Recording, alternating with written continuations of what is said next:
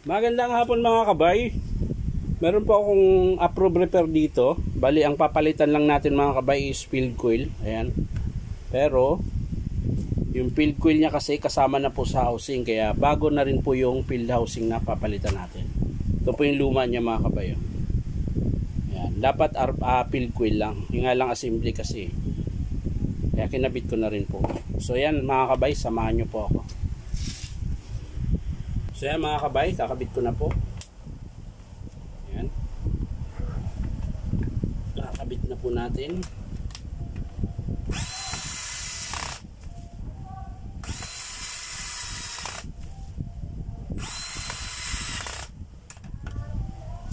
Ayan. Tapos hihigpitan po natin yung brush holder. Ayan.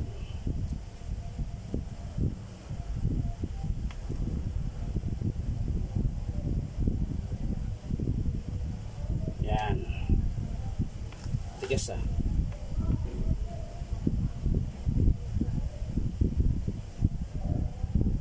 Yan. Tapos ibababa na natin yung spring niya mga kabay. Tapos kakabit natin yung lock. Ayan. Para hindi po gagalaw yung armature mga kabay. Dito po yung pinay.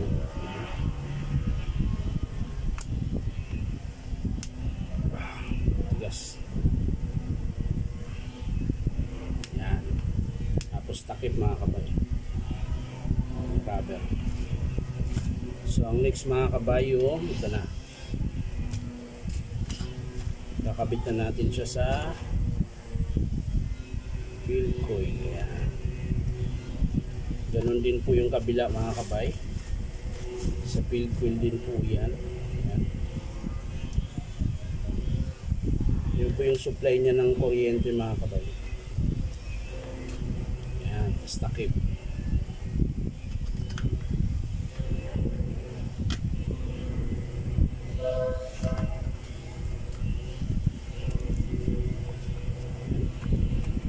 Sihigpitan natin mga kabay.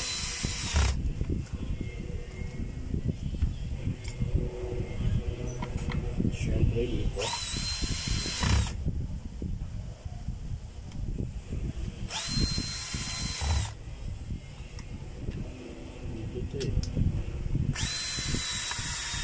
Yan. So testing natin mga kabay kung gagana.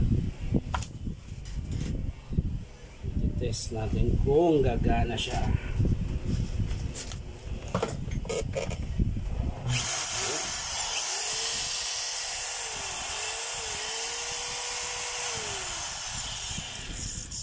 Natin sa hammer.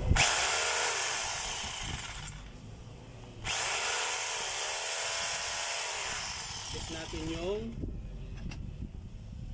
shipping niya mga kabay kung malakas. Sarap na yan.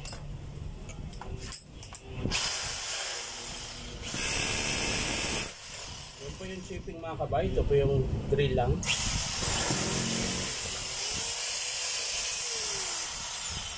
Yan mga kabay, okay na po siya. Malakas din po yung hammer niya. So yan lang po mga kabay. Maraming salamat sa panonood. At pa-like and share na rin po. Siyempre paki-subscribe nyo rin po ang aking YouTube account na Inom Tabay. So yan lang mga kabay. Bye bye.